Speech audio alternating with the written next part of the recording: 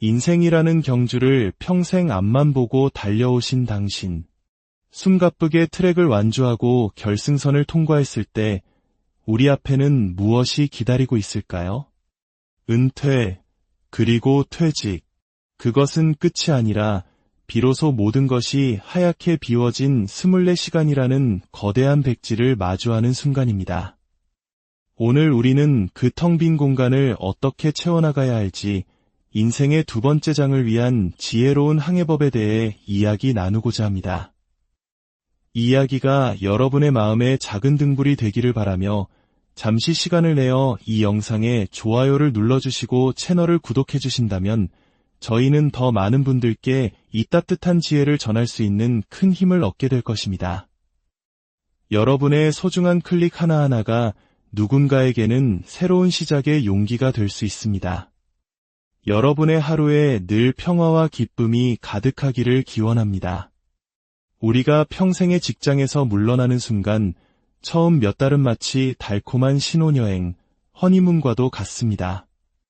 그동안 못 잤던 잠을 실컷 자고 만나지 못했던 친구들을 만나고 가보지 못했던 곳으로 훌쩍 여행을 떠나기도 하죠. 하지만 신혼의 달콤함이 영원하지 않듯 퇴직의 해방감 역시 길지 않습니다. 불과 서너 달이 지나면 매일 아침 나를 깨우던 알람 소리도 분주하게 향하던 출근길도 없는 일상이 어색해지기 시작합니다. 평생 무언가로 꽉 채워져 있던 삶을 살아온 우리에게 이 갑작스러운 빈 공간은 처음엔 여유로운 여백으로 느껴지지만 이내 감당하기 힘든 고통과 불안으로 다가옵니다. 혹시 서양화와 동양화의 차이를 아시나요? 서양화는 캔버스의 하얀 부분마저도 물감으로 꽉 채워 하나의 완성된 세계를 만듭니다. 반면 동양화는 의도적으로 빈 공간, 즉 여백을 남겨둠으로써 그 공간 속에서 보는 이가 상상하고 숨 쉴 수 있는 여지를 둡니다. 우리 한국인들, 특히 60년대와 70년대의 어려운 시절을 거치고 IMF 외환위기의 혹독한 파도를 온몸으로 막아냈던 세대들은 평생을 서양화처럼 살아왔습니다. 시간이라는 캔버스에 일, 책임, 가족이라는 물감을 한 톨의 빈틈도 없이 칠하며 달려왔죠.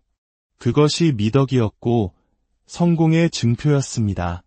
그랬던 우리에게 갑자기 동양화처럼 살아보라고 하니 그 거대한 여백 앞에서 무엇을 그려야 할지 몰라 막막해지는 것은 어쩌면 당연한 일입니다.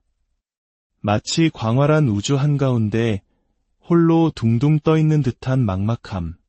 그 공허함 속에서 사람들은 조급해지기 시작합니다. 나는 왜 이렇게 버려진 느낌을 받는가? 자문하며 부랴부랴 새로운 일자리를 알아보지만 현실은 녹록지 않습니다.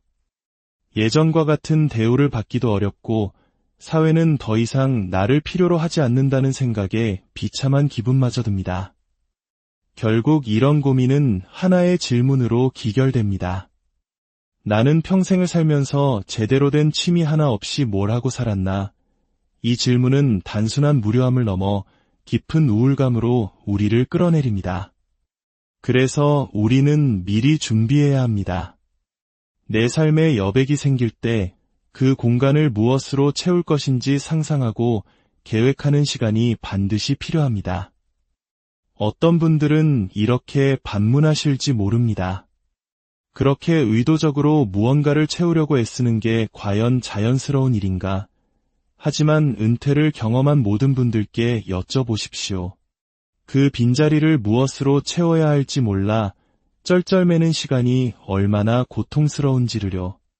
인생이 한 권의 커다란 노트라면 퇴직 이후의 삶은 노트가 아니라 세상을 다 덮을 만큼 거대한 전지와도 같습니다.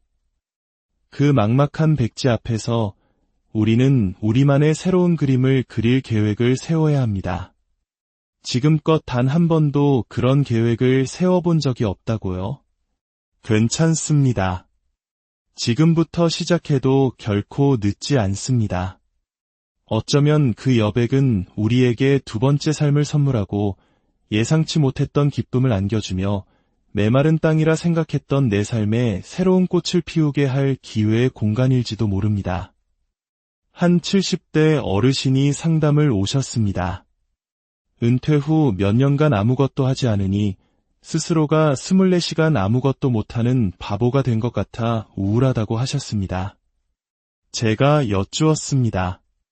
어르신, 바보 같지 않으려면 어떻게 해야 할까요? 그분은 일이 있어야지 라고 답하셨습니다. 그 일은 직장을 의미했습니다. 하지만 73세의 나이에 특별한 경력도 없이 새로운 직장을 구하는 것은 불가능에 가까웠습니다. 저는 그분께 한 가지 제안을 드렸습니다.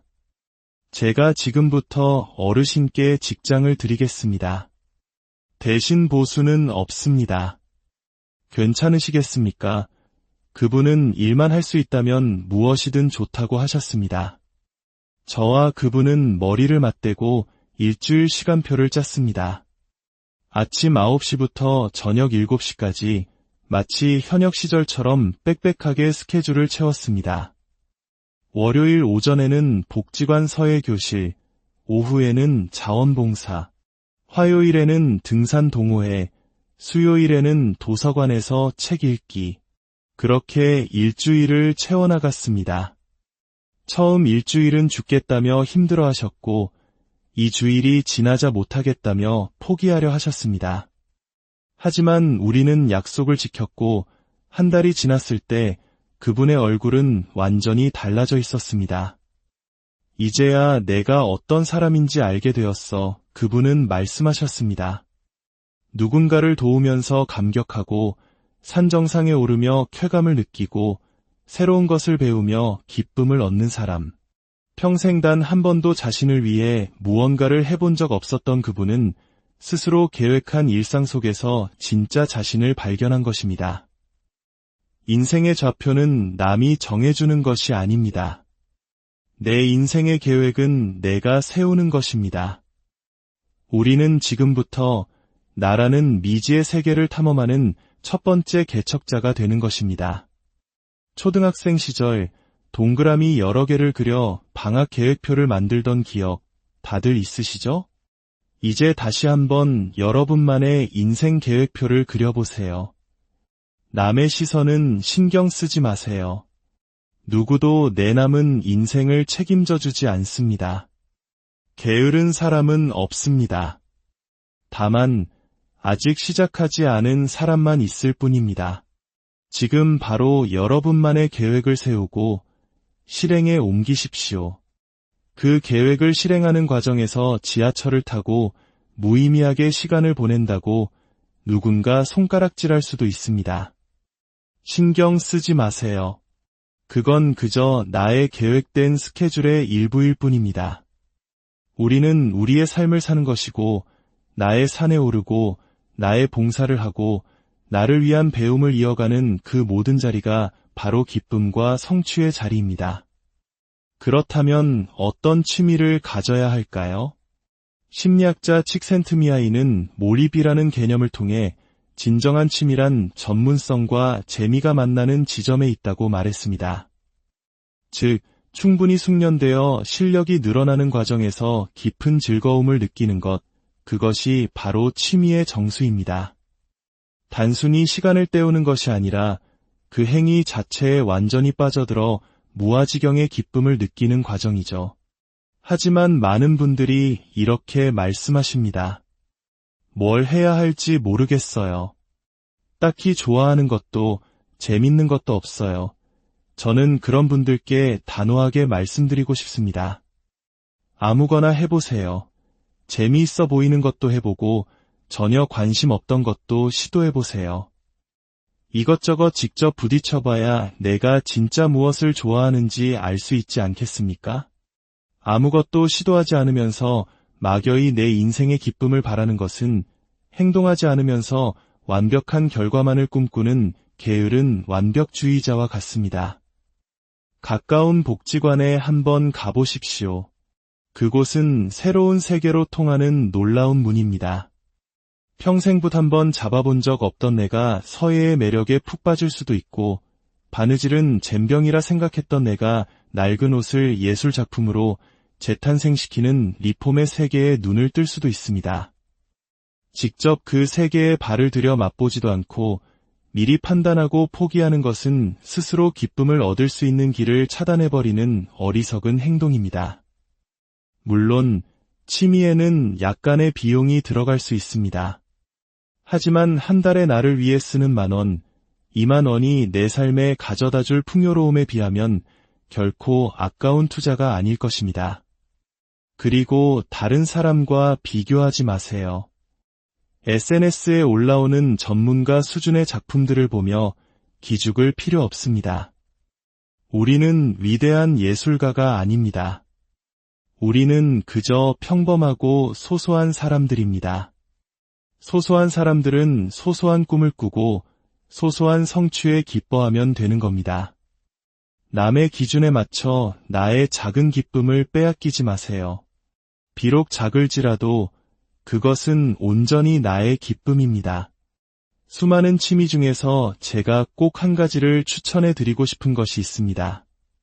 바로 독서입니다.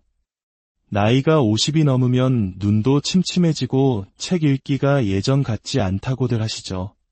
그래서 저는 하루 10쪽 독서를 권해드립니다. 일주일에 단 하루 정해진 시간에 도서관이나 서점에 가십시오. 그리고 마음에 드는 책을 골라 딱 10쪽만 읽고 오는 겁니다. 그리고 그 중에서 가장 마음에 와닿았던 문장 하나를 노트에 적어와 일주일 동안 그 문장을 곱씹으며 살아보는 겁니다. 2달이 채 지나지 않아 당신은 스스로가 달라지고 있음을 느끼게 될 겁니다. 지적인 즐거움과 함께 세상의 빠른 변화에 뒤처지지 않는다는 자신감을 얻게 될 것입니다. 베스트셀러가 아니어도 괜찮고 소설, 수필, 심지어 만화책이라도 좋습니다. 책을 빌리거나 서점에서 잠시 서서 읽어도 충분합니다. 이 작은 습관이 당신의 노년을 얼마나 풍요롭게 만들어줄지 꼭 한번 경험해 보시길 바랍니다. 반면 우리가 경계해야 할 시간 보내기 방법도 있습니다. 바로 스마트폰으로 짧은 동영상, 즉 쇼츠를 무의미하게 넘겨보는 것입니다. 이는 순간적인 재미를 줄지는 모르나 전문가들은 이를 뇌썩음 현상이라 부르며 경고합니다. 수많은 자극적인 정보가 뇌를 스쳐 지나갈 뿐 아무것도 남는 것 없이 시간만 낭비하게 됩니다. 시력은 나빠지고 주변 사람들과의 대화는 단절됩니다. 차라리 그 시간에 스마트폰을 내려놓고 고개를 들어 주변을 살펴보십시오. 지하철 안 사람들의 신발을 관찰해보는 것은 어떨까요? 놀라울 정도로 같은 신발을 신은 사람이 없습니다. 같은 신발이라도 다른 정도가 제각각입니다. 그 사람의 옷차림, 표정, 자세를 통해 우리는 살아있는 수많은 이야기를 읽을 수 있습니다. 이것이야말로 돈 한 푼 들지 않는 가장 흥미로운 인간 관찰이며 세상을 배우는 방법입니다. 마지막으로 나이가 들수록 우리는 2가지 과목을 잘해야 합니다. 바로 국어와 수학입니다. 국어를 잘해야 자기 인생의 주제를 파악할 수 있고 수학을 잘해야 자신의 분수를 알 수 있습니다. 여기서 분수란 나의 건강 상태, 경제적 능력, 체력의 한계를 정확히 아는 것을 의미합니다. 젊을 때의 남용과 나이 들어서의 남용은 그 결과가 하늘과 땅 차이입니다. 내 몸과 삶의 규모를 정확히 알고 그 안에서 현명하게 즐길 줄 아는 지혜가 필요합니다. 집에만 오래 머물지 마십시오. 집에 머무는 시간의 끝은 결국 고독사로 이어질 수 있습니다. 밖으로 나간다는 것은 단순히 공간을 이동하는 행위가 아닙니다. 거울을 보고 나를 단장하고 계절에 맞는 옷을 입고 몸을 움직여 세상의 변화를 느끼고 스스로 정한 작은 목표를 성취하는 복합적인 생존 활동입니다.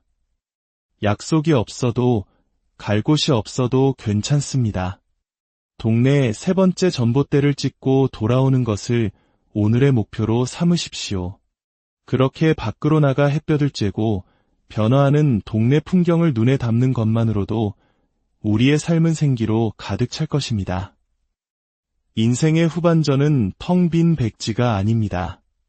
당신만의 색깔로 자유롭게 채워나갈 수 있는 무한한 가능성으로 가득한 드넓은 캔버스입니다. 이제 두려워 말고 당신의 붓을 드십시오. 오늘이 바로 당신의 인생 최고의 걸작을 그리기 시작. 인생이라는 경주를 평생 앞만 보고 달려오신 당신. 숨가쁘게 트랙을 완주하고 결승선을 통과했을 때 우리 앞에는 무엇이 기다리고 있을까요? 은퇴, 그리고 퇴직. 그것은 끝이 아니라 비로소 모든 것이 하얗게 비워진 24시간이라는 거대한 백지를 마주하는 순간입니다. 오늘 우리는 그 텅 빈 공간을 어떻게 채워나가야 할지 인생의 두 번째 장을 위한 지혜로운 항해법에 대해 이야기 나누고자 합니다. 이 이야기가 여러분의 마음에 작은 등불이 되기를 바라며 잠시 시간을 내어 이 영상에 좋아요를 눌러주시고 채널을 구독해주신다면 저희는 더 많은 분들께 이 따뜻한 지혜를 전할 수 있는 큰 힘을 얻게 될 것입니다. 여러분의 소중한 클릭 하나하나가 누군가에게는 새로운 시작의 용기가 될 수 있습니다. 여러분의 하루에 늘 평화와 기쁨이 가득하기를 기원합니다. 우리가 평생의 직장에서 물러나는 순간 처음 몇 달은 마치 달콤한 신혼여행, 허니문과도 같습니다. 그동안 못 잤던 잠을 실컷 자고 만나지 못했던 친구들을 만나고 가보지 못했던 곳으로 훌쩍 여행을 떠나기도 하죠. 하지만 신혼의 달콤함이 영원하지 않듯 퇴직의 해방감 역시 길지 않습니다. 불과 서너 달이 지나면 매일 아침 나를 깨우던 알람 소리도 분주하게 향하던 출근길도 없는 일상이 어색해지기 시작합니다. 평생 무언가로 꽉 채워져 있던 삶을 살아온 우리에게 이 갑작스러운 빈 공간은 처음엔 여유로운 여백으로 느껴지지만 이내 감당하기 힘든 고통과 불안으로 다가옵니다. 혹시 서양화와 동양화의 차이를 아시나요? 서양화는 캔버스의 하얀 부분마저도 물감으로 꽉 채워 하나의 완성된 세계를 만듭니다. 반면 동양화는 의도적으로 빈 공간, 즉 여백을 남겨둠으로써 그 공간 속에서 보는 이가 상상하고 숨 쉴 수 있는 여지를 둡니다. 우리 한국인들, 특히 60년대와 70년대의 어려운 시절을 거치고 IMF 외환위기의 혹독한 파도를 온몸으로 막아냈던 세대들은 평생을 서양화처럼 살아왔습니다. 시간이라는 캔버스에 일, 책임, 가족이라는 물감을 한 톨의 빈틈도 없이 칠하며 달려왔죠. 그것이 미덕이었고 성공의 증표였습니다. 그랬던 우리에게 갑자기 동양화처럼 살아보라고 하니 그 거대한 여백 앞에서 무엇을 그려야 할지 몰라 막막해지는 것은 어쩌면 당연한 일입니다. 마치 광활한 우주 한가운데 홀로 둥둥 떠있는 듯한 막막함. 그 공허함 속에서 사람들은 조급해지기 시작합니다. 나는 왜 이렇게 버려진 느낌을 받는가? 자문하며 부랴부랴 새로운 일자리를 알아보지만 현실은 녹록지 않습니다. 예전과 같은 대우를 받기도 어렵고 사회는 더 이상 나를 필요로 하지 않는다는 생각에 비참한 기분마저 듭니다. 결국 이런 고민은 하나의 질문으로 기결됩니다. 나는 평생을 살면서 제대로 된 취미 하나 없이 뭘 하고 살았나? 이 질문은 단순한 무료함을 넘어 깊은 우울감으로 우리를 끌어내립니다. 그래서 우리는 미리 준비해야 합니다. 내 삶에 여백이 생길 때 그 공간을 무엇으로 채울 것인지 상상하고 계획하는 시간이 반드시 필요합니다. 어떤 분들은 이렇게 반문하실지 모릅니다. 그렇게 의도적으로 무언가를 채우려고 애쓰는 게 과연 자연스러운 일인가? 하지만 은퇴를 경험한 모든 분들께 여쭤보십시오. 그 빈자리를 무엇으로 채워야 할지 몰라 쩔쩔매는 시간이 얼마나 고통스러운지를요. 인생이 한 권의 커다란 노트라면 퇴직 이후의 삶은 노트가 아니라 세상을 다 덮을 만큼 거대한 전지와도 같습니다. 그 막막한 백지 앞에서 우리는 우리만의 새로운 그림을 그릴 계획을 세워야 합니다. 지금껏 단 한 번도 그런 계획을 세워본 적이 없다고요? 괜찮습니다. 지금부터 시작해도 결코 늦지 않습니다. 어쩌면 그 여백은 우리에게 두 번째 삶을 선물하고 예상치 못했던 기쁨을 안겨주며 메마른 땅이라 생각했던 내 삶에 새로운 꽃을 피우게 할 기회의 공간일지도 모릅니다. 한 70대 어르신이 상담을 오셨습니다. 은퇴 후 몇 년간 아무것도 하지 않으니 스스로가 24시간 아무것도 못하는 바보가 된 것 같아 우울하다고 하셨습니다. 제가 여쭈었습니다. 어르신, 바보 같지 않으려면 어떻게 해야 할까요? 그분은 일이 있어야지 라고 답하셨습니다. 그 일은 직장을 의미했습니다. 하지만 73세의 나이에 특별한 경력도 없이 새로운 직장을 구하는 것은 불가능에 가까웠습니다. 저는 그분께 한 가지 제안을 드렸습니다. 제가 지금부터 어르신께 직장을 드리겠습니다. 대신 보수는 없습니다. 괜찮으시겠습니까? 그분은 일만 할 수 있다면 무엇이든 좋다고 하셨습니다. 저와 그분은 머리를 맞대고 일주일 시간표를 짰습니다. 아침 9시부터 저녁 7시까지 마치 현역 시절처럼 빽빽하게 스케줄을 채웠습니다. 월요일 오전에는 복지관 서예교실, 오후에는 자원봉사, 화요일에는 등산 동호회, 수요일에는 도서관에서 책 읽기. 그렇게 일주일을 채워나갔습니다. 처음 일주일은 죽겠다며 힘들어하셨고 2주일이 지나자 못하겠다며 포기하려 하셨습니다. 하지만 우리는 약속을 지켰고 한 달이 지났을 때 그분의 얼굴은 완전히 달라져 있었습니다. 이제야 내가 어떤 사람인지 알게 되었어. 그분은 말씀하셨습니다. 누군가를 도우면서 감격하고 산 정상에 오르며 쾌감을 느끼고 새로운 것을 배우며 기쁨을 얻는 사람. 평생 단 한 번도 자신을 위해 무언가를 해본 적 없었던 그분은 스스로 계획한 일상 속에서 진짜 자신을 발견한 것입니다. 인생의 좌표는 남이 정해주는 것이 아닙니다. 내 인생의 계획은 내가 세우는 것입니다. 우리는 지금부터 나라는 미지의 세계를 탐험하는 첫 번째 개척자가 되는 것입니다. 초등학생 시절 동그라미 여러 개를 그려 방학 계획표를 만들던 기억 다들 있으시죠? 이제 다시 한번 여러분만의 인생 계획표를 그려보세요. 남의 시선은 신경 쓰지 마세요. 누구도 내 남은 인생을 책임져 주지 않습니다. 게으른 사람은 없습니다. 다만 아직 시작하지 않은 사람만 있을 뿐입니다. 지금 바로 여러분만의 계획을 세우고 실행에 옮기십시오. 그 계획을 실행하는 과정에서 지하철을 타고 무의미하게 시간을 보낸다고 누군가 손가락질할 수도 있습니다. 신경 쓰지 마세요. 그건 그저 나의 계획된 스케줄의 일부일 뿐입니다. 우리는 우리의 삶을 사는 것이고 나의 산에 오르고 나의 봉사를 하고 나를 위한 배움을 이어가는 그 모든 자리가 바로 기쁨과 성취의 자리입니다. 그렇다면 어떤 취미를 가져야 할까요? 심리학자 칙센트미하이는 몰입이라는 개념을 통해 진정한 취미란 전문성과 재미가 만나는 지점에 있다고 말했습니다. 즉, 충분히 숙련되어 실력이 늘어나는 과정에서 깊은 즐거움을 느끼는 것, 그것이 바로 취미의 정수입니다.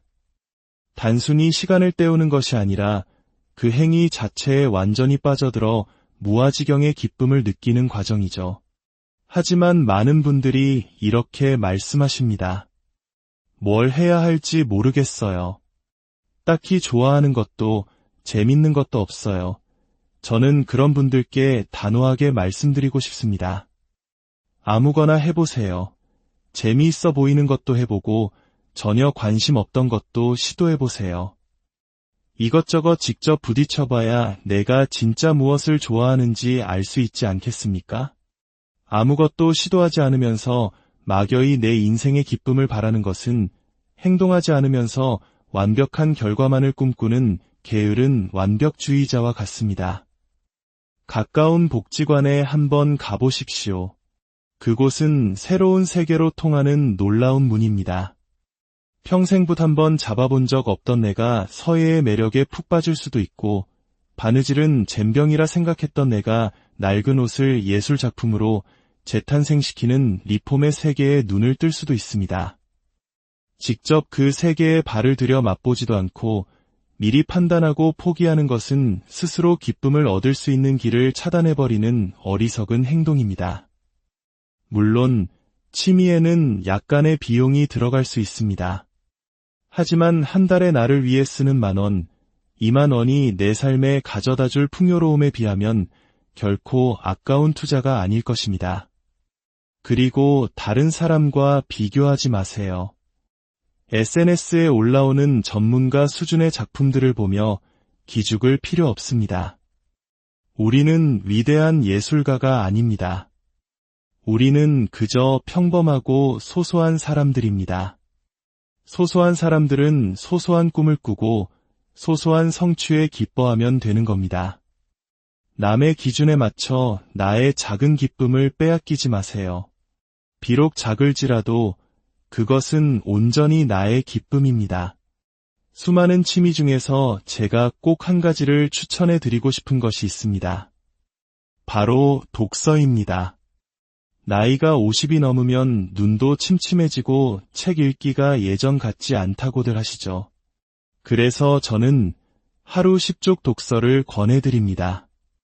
일주일에 단 하루 정해진 시간에 도서관이나 서점에 가십시오.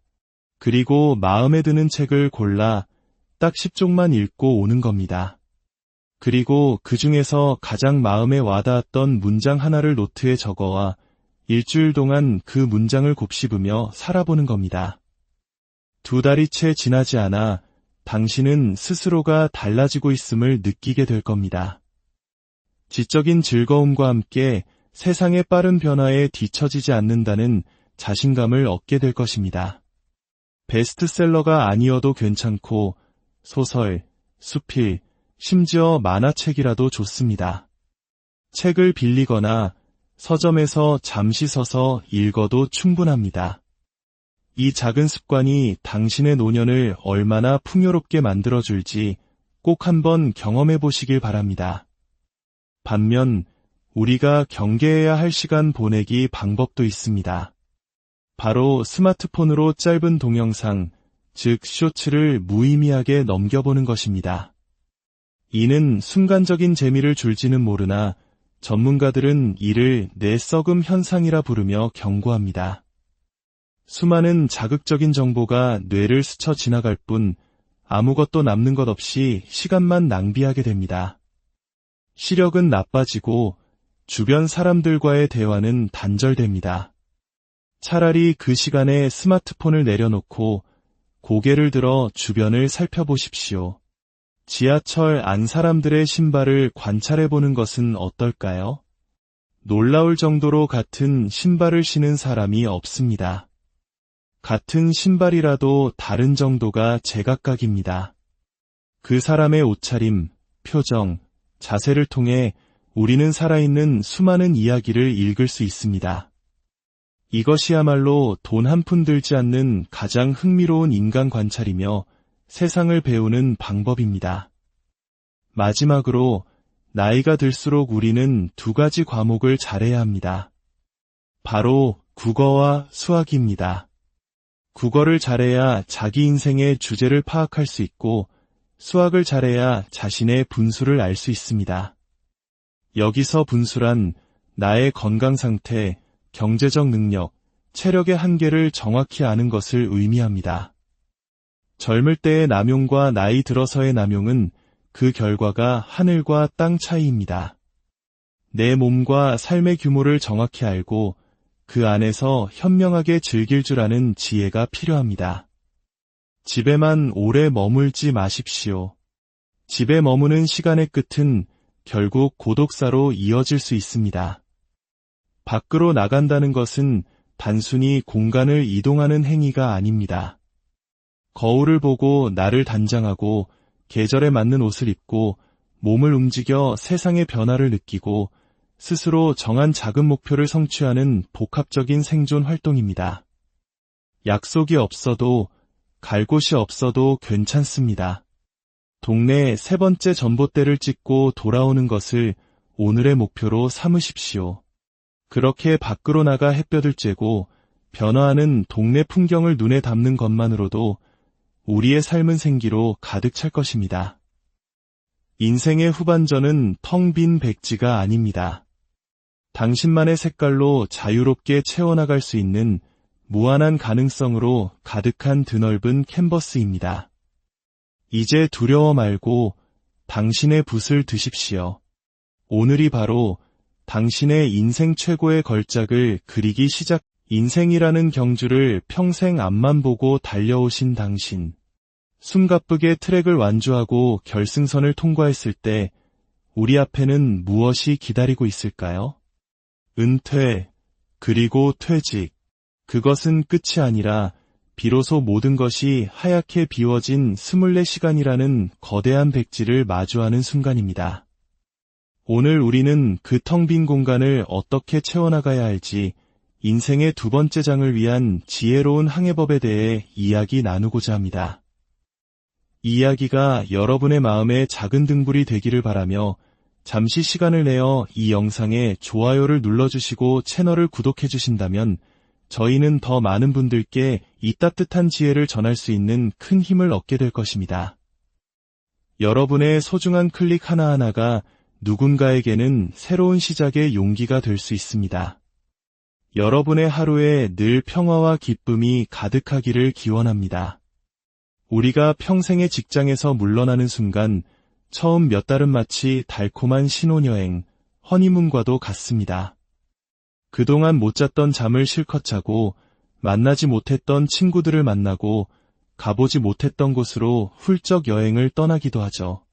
하지만 신혼의 달콤함이 영원하지 않듯 퇴직의 해방감 역시 길지 않습니다. 불과 서너 달이 지나면 매일 아침 나를 깨우던 알람 소리도 분주하게 향하던 출근길도 없는 일상이 어색해지기 시작합니다. 평생 무언가로 꽉 채워져 있던 삶을 살아온 우리에게 이 갑작스러운 빈 공간은 처음엔 여유로운 여백으로 느껴지지만 이내 감당하기 힘든 고통과 불안으로 다가옵니다. 혹시 서양화와 동양화의 차이를 아시나요? 서양화는 캔버스의 하얀 부분마저도 물감으로 꽉 채워 하나의 완성된 세계를 만듭니다. 반면 동양화는 의도적으로 빈 공간, 즉 여백을 남겨둠으로써 그 공간 속에서 보는 이가 상상하고 숨 쉴 수 있는 여지를 둡니다. 우리 한국인들, 특히 60년대와 70년대의 어려운 시절을 거치고 IMF 외환위기의 혹독한 파도를 온몸으로 막아냈던 세대들은 평생을 서양화처럼 살아왔습니다. 시간이라는 캔버스에 일, 책임, 가족이라는 물감을 한 톨의 빈틈도 없이 칠하며 달려왔죠. 그것이 미덕이었고 성공의 증표였습니다. 그랬던 우리에게 갑자기 동양화처럼 살아보라고 하니 그 거대한 여백 앞에서 무엇을 그려야 할지 몰라 막막해지는 것은 어쩌면 당연한 일입니다. 마치 광활한 우주 한가운데 홀로 둥둥 떠있는 듯한 막막함. 그 공허함 속에서 사람들은 조급해지기 시작합니다. 나는 왜 이렇게 버려진 느낌을 받는가? 자문하며 부랴부랴 새로운 일자리를 알아보지만 현실은 녹록지 않습니다. 예전과 같은 대우를 받기도 어렵고 사회는 더 이상 나를 필요로 하지 않는다는 생각에 비참한 기분마저 듭니다. 결국 이런 고민은 하나의 질문으로 기결됩니다. 나는 평생을 살면서 제대로 된 취미 하나 없이 뭘 하고 살았나? 이 질문은 단순한 무료함을 넘어 깊은 우울감으로 우리를 끌어내립니다. 그래서 우리는 미리 준비해야 합니다. 내 삶에 여백이 생길 때 그 공간을 무엇으로 채울 것인지 상상하고 계획하는 시간이 반드시 필요합니다. 어떤 분들은 이렇게 반문하실지 모릅니다. 그렇게 의도적으로 무언가를 채우려고 애쓰는 게 과연 자연스러운 일인가? 하지만 은퇴를 경험한 모든 분들께 여쭤보십시오. 그 빈자리를 무엇으로 채워야 할지 몰라 쩔쩔매는 시간이 얼마나 고통스러운지를요. 인생이 한 권의 커다란 노트라면 퇴직 이후의 삶은 노트가 아니라 세상을 다 덮을 만큼 거대한 전지와도 같습니다. 그 막막한 백지 앞에서 우리는 우리만의 새로운 그림을 그릴 계획을 세워야 합니다. 지금껏 단 한 번도 그런 계획을 세워본 적이 없다고요? 괜찮습니다. 지금부터 시작해도 결코 늦지 않습니다. 어쩌면 그 여백은 우리에게 두 번째 삶을 선물하고 예상치 못했던 기쁨을 안겨주며 메마른 땅이라 생각했던 내 삶에 새로운 꽃을 피우게 할 기회의 공간일지도 모릅니다. 한 70대 어르신이 상담을 오셨습니다. 은퇴 후 몇 년간 아무것도 하지 않으니 스스로가 24시간 아무것도 못하는 바보가 된 것 같아 우울하다고 하셨습니다. 제가 여쭈었습니다. 어르신, 바보 같지 않으려면 어떻게 해야 할까요? 그분은 일이 있어야지 라고 답하셨습니다. 그 일은 직장을 의미했습니다. 하지만 73세의 나이에 특별한 경력도 없이 새로운 직장을 구하는 것은 불가능에 가까웠습니다. 저는 그분께 한 가지 제안을 드렸습니다. 제가 지금부터 어르신께 직장을 드리겠습니다. 대신 보수는 없습니다. 괜찮으시겠습니까? 그분은 일만 할 수 있다면 무엇이든 좋다고 하셨습니다. 저와 그분은 머리를 맞대고 일주일 시간표를 짰습니다. 아침 9시부터 저녁 7시까지 마치 현역 시절처럼 빽빽하게 스케줄을 채웠습니다. 월요일 오전에는 복지관 서예교실, 오후에는 자원봉사, 화요일에는 등산 동호회, 수요일에는 도서관에서 책 읽기. 그렇게 일주일을 채워나갔습니다. 처음 일주일은 죽겠다며 힘들어하셨고 2주일이 지나자 못하겠다며 포기하려 하셨습니다. 하지만 우리는 약속을 지켰고 한 달이 지났을 때 그분의 얼굴은 완전히 달라져 있었습니다. 이제야 내가 어떤 사람인지 알게 되었어. 그분은 말씀하셨습니다. 누군가를 도우면서 감격하고 산 정상에 오르며 쾌감을 느끼고 새로운 것을 배우며 기쁨을 얻는 사람. 평생 단 한 번도 자신을 위해 무언가를 해본 적 없었던 그분은 스스로 계획한 일상 속에서 진짜 자신을 발견한 것입니다. 인생의 좌표는 남이 정해주는 것이 아닙니다. 내 인생의 계획은 내가 세우는 것입니다. 우리는 지금부터 나라는 미지의 세계를 탐험하는 첫 번째 개척자가 되는 것입니다. 초등학생 시절 동그라미 여러 개를 그려 방학 계획표를 만들던 기억 다들 있으시죠? 이제 다시 한번 여러분만의 인생 계획표를 그려보세요. 남의 시선은 신경 쓰지 마세요. 누구도 내 남은 인생을 책임져 주지 않습니다. 게으른 사람은 없습니다. 다만 아직 시작하지 않은 사람만 있을 뿐입니다. 지금 바로 여러분만의 계획을 세우고 실행에 옮기십시오. 그 계획을 실행하는 과정에서 지하철을 타고 무의미하게 시간을 보낸다고 누군가 손가락질할 수도 있습니다. 신경 쓰지 마세요. 그건 그저 나의 계획된 스케줄의 일부일 뿐입니다. 우리는 우리의 삶을 사는 것이고 나의 산에 오르고 나의 봉사를 하고 나를 위한 배움을 이어가는 그 모든 자리가 바로 기쁨과 성취의 자리입니다.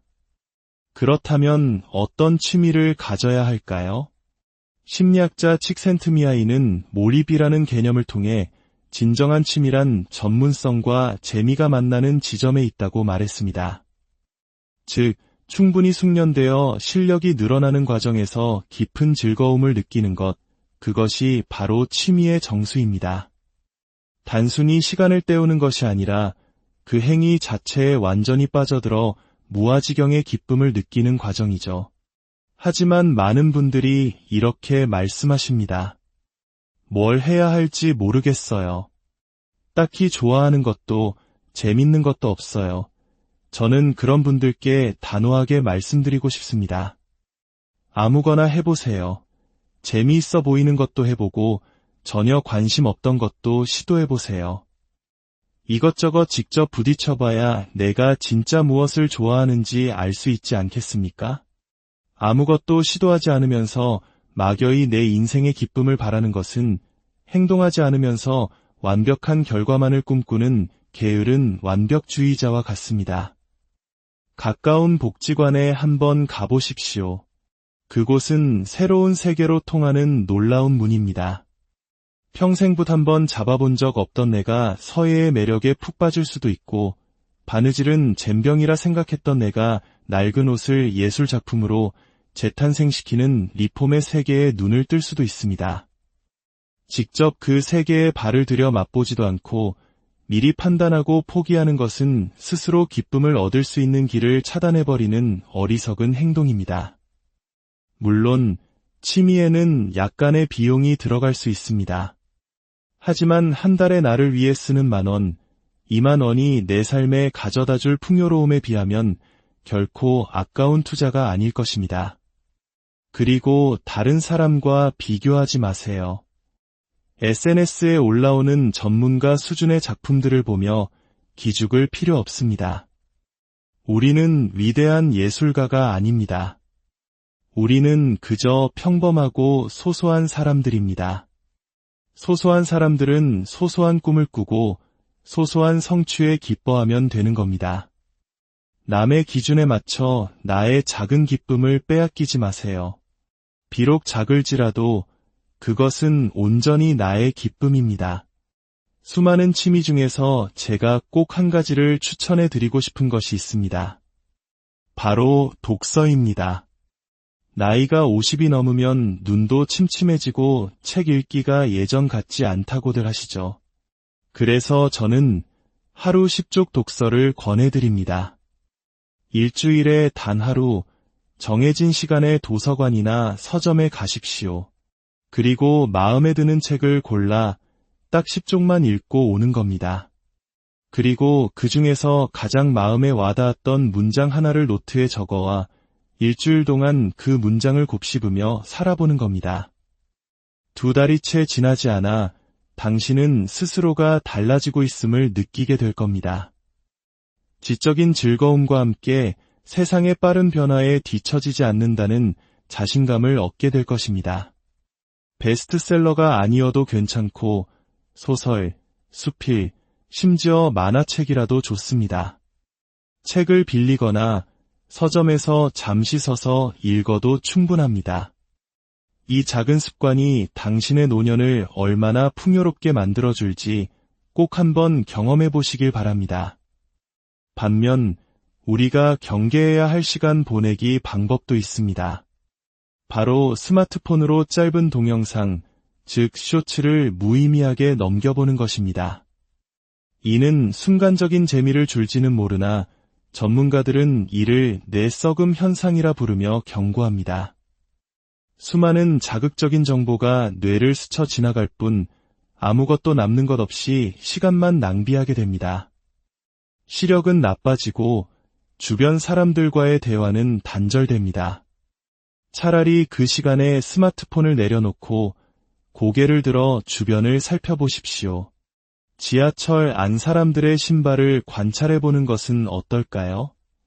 놀라울 정도로 같은 신발을 신은 사람이 없습니다. 같은 신발이라도 다른 정도가 제각각입니다. 그 사람의 옷차림, 표정, 자세를 통해 우리는 살아있는 수많은 이야기를 읽을 수 있습니다.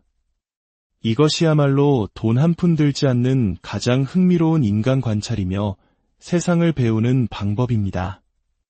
마지막으로 나이가 들수록 우리는 2가지 과목을 잘해야 합니다. 바로 국어와 수학입니다. 국어를 잘해야 자기 인생의 주제를 파악할 수 있고 수학을 잘해야 자신의 분수를 알 수 있습니다. 여기서 분수란 나의 건강 상태, 경제적 능력, 체력의 한계를 정확히 아는 것을 의미합니다. 젊을 때의 남용과 나이 들어서의 남용은 그 결과가 하늘과 땅 차이입니다. 내 몸과 삶의 규모를 정확히 알고 그 안에서 현명하게 즐길 줄 아는 지혜가 필요합니다. 집에만 오래 머물지 마십시오. 집에 머무는 시간의 끝은 결국 고독사로 이어질 수 있습니다. 밖으로 나간다는 것은 단순히 공간을 이동하는 행위가 아닙니다. 거울을 보고 나를 단장하고 계절에 맞는 옷을 입고 몸을 움직여 세상의 변화를 느끼고 스스로 정한 작은 목표를 성취하는 복합적인 생존 활동입니다. 약속이 없어도 갈 곳이 없어도 괜찮습니다. 동네 세 번째 전봇대를 찍고 돌아오는 것을 오늘의 목표로 삼으십시오. 그렇게 밖으로 나가 햇볕을 쬐고 변화하는 동네 풍경을 눈에 담는 것만으로도 우리의 삶은 생기로 가득 찰 것입니다. 인생의 후반전은 텅 빈 백지가 아닙니다. 당신만의 색깔로 자유롭게 채워나갈 수 있는 무한한 가능성으로 가득한 드넓은 캔버스입니다. 이제 두려워 말고 당신의 붓을 드십시오. 오늘이 바로 당신의 인생 최고의 걸작을 그리기 시작. 인생이라는 경주를 평생 앞만 보고 달려오신 당신. 숨가쁘게 트랙을 완주하고 결승선을 통과했을 때 우리 앞에는 무엇이 기다리고 있을까요? 은퇴, 그리고 퇴직.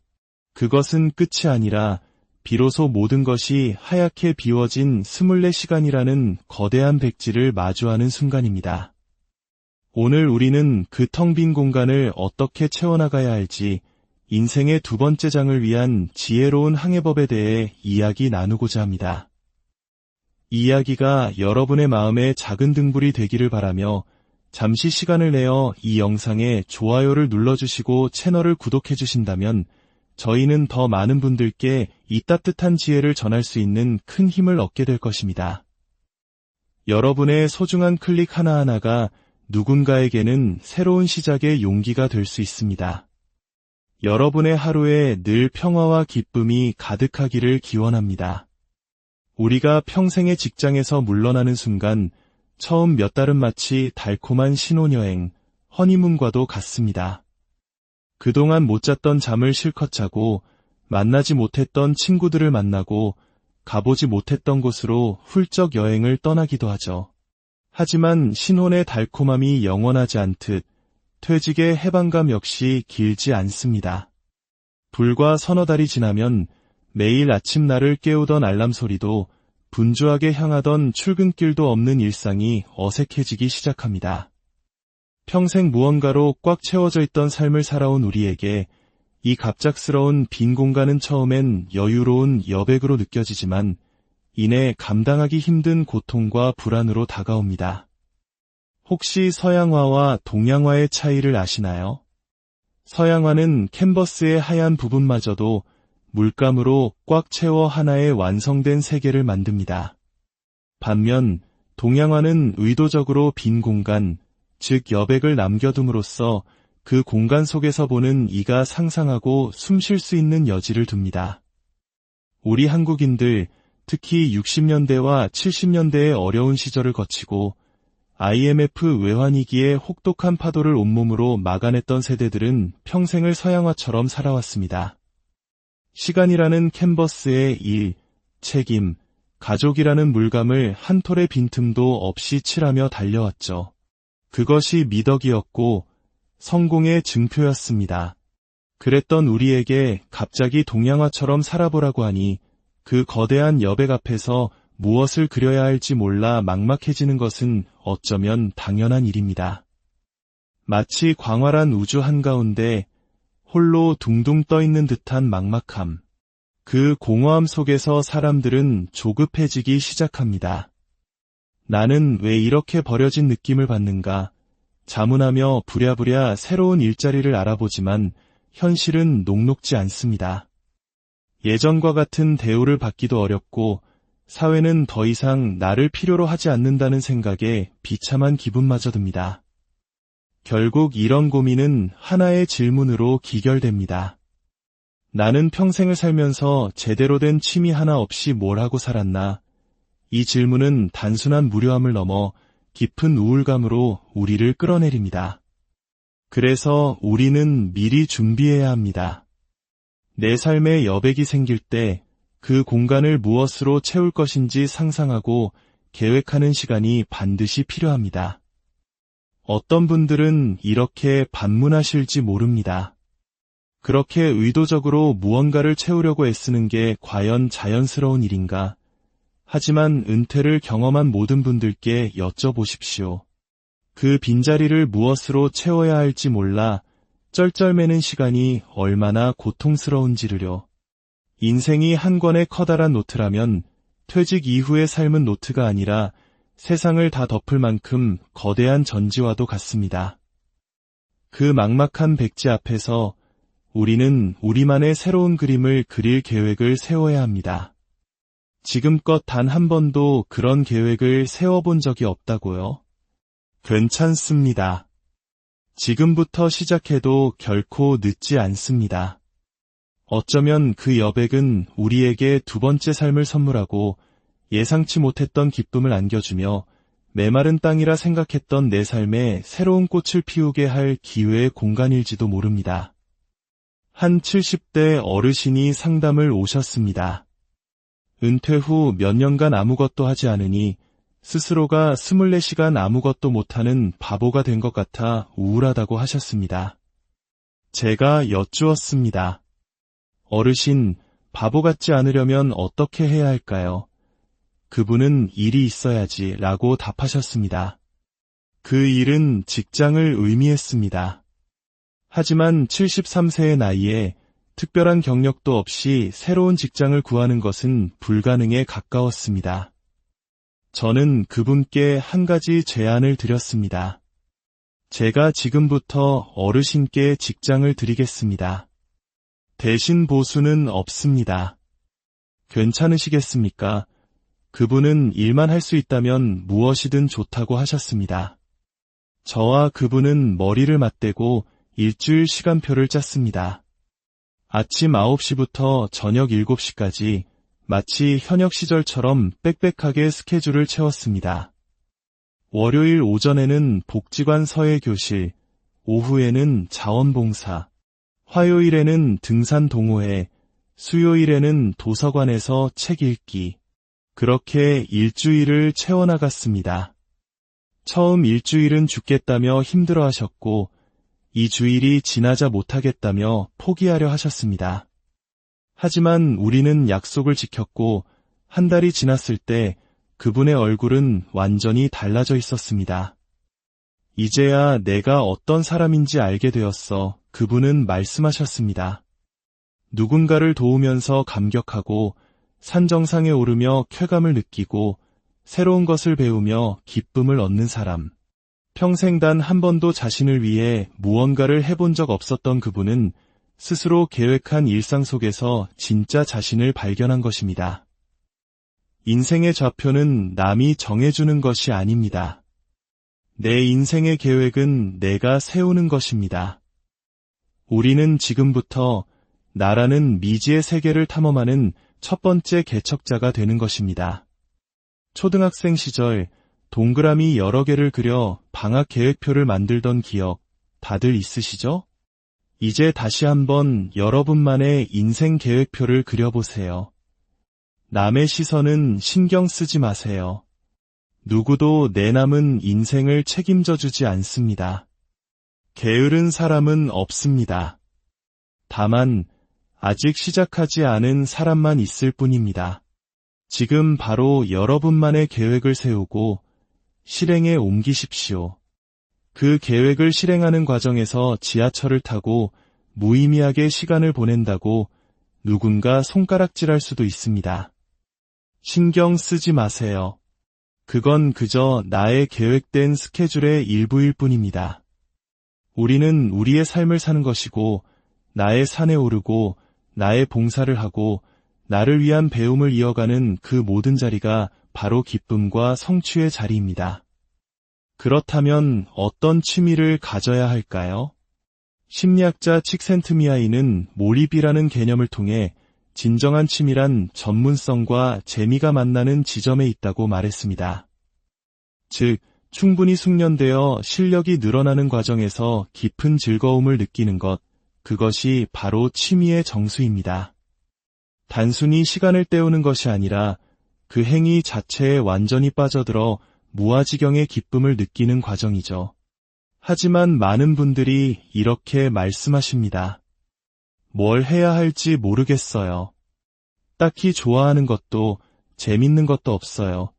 저는 그런 분들께 단호하게 말씀드리고 싶습니다. 아무거나 해보세요.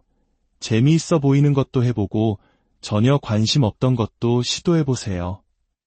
이것저것 직접 부딪혀봐야 내가 진짜 무엇을 좋아하는지 알 수 있지 않겠습니까? 아무것도 시도하지 않으면서 막연히 내 인생의 기쁨을 바라는 것은 행동하지 않으면서 완벽한 결과만을 꿈꾸는 게으른 완벽주의자와 같습니다. 가까운 복지관에 한번 가보십시오. 그곳은 새로운 세계로 통하는 놀라운 문입니다. 평생붓 한번 잡아본 적 없던 내가 서예의 매력에 푹 빠질 수도 있고, 바느질은 젬병이라 생각했던 내가 낡은 옷을 예술작품으로 재탄생시키는 리폼의 세계에 눈을 뜰 수도 있습니다. 직접 그 세계에 발을 들여 맛보지도 않고 미리 판단하고 포기하는 것은 스스로 기쁨을 얻을 수 있는 길을 차단해버리는 어리석은 행동입니다. 물론 취미에는 약간의 비용이 들어갈 수 있습니다.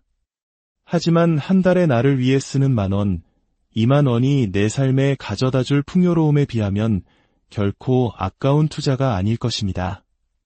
그리고 다른 사람과 비교하지 마세요. SNS에 올라오는 전문가 수준의 작품들을 보며 기죽을 필요 없습니다. 우리는 위대한 예술가가 아닙니다. 우리는 그저 평범하고 소소한 사람들입니다. 소소한 사람들은 소소한 꿈을 꾸고 소소한 성취에 기뻐하면 되는 겁니다.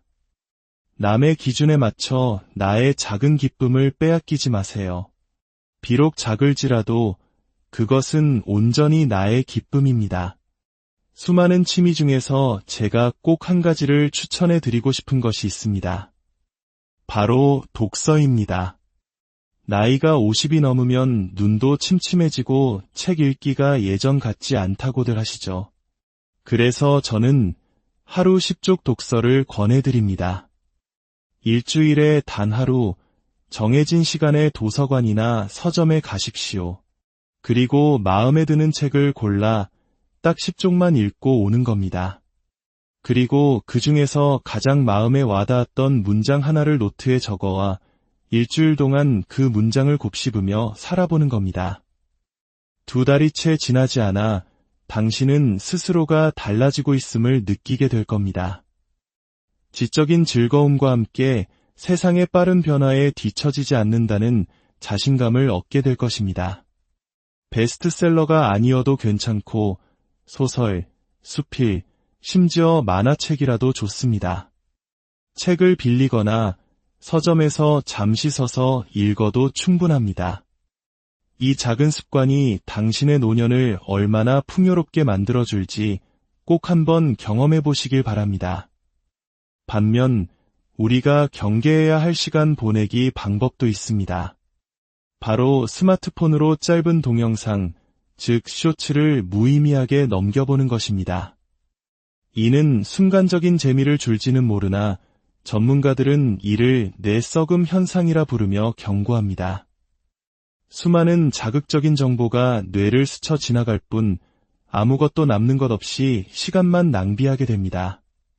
시력은 나빠지고 주변 사람들과의 대화는 단절됩니다. 차라리 그 시간에 스마트폰을 내려놓고 고개를 들어 주변을 살펴보십시오. 지하철 안 사람들의 신발을 관찰해보는 것은 어떨까요? 놀라울 정도로 같은 신발을 신은 사람이 없습니다. 같은 신발이라도 다른 정도가 제각각입니다. 그 사람의 옷차림, 표정, 자세를 통해 우리는 살아있는 수많은 이야기를 읽을 수 있습니다. 이것이야말로 돈 한 푼 들지 않는 가장 흥미로운 인간 관찰이며 세상을 배우는 방법입니다. 마지막으로 나이가 들수록 우리는 2가지 과목을 잘해야 합니다. 바로 국어와 수학입니다. 국어를 잘해야 자기 인생의 주제를 파악할 수 있고, 수학을 잘해야 자신의 분수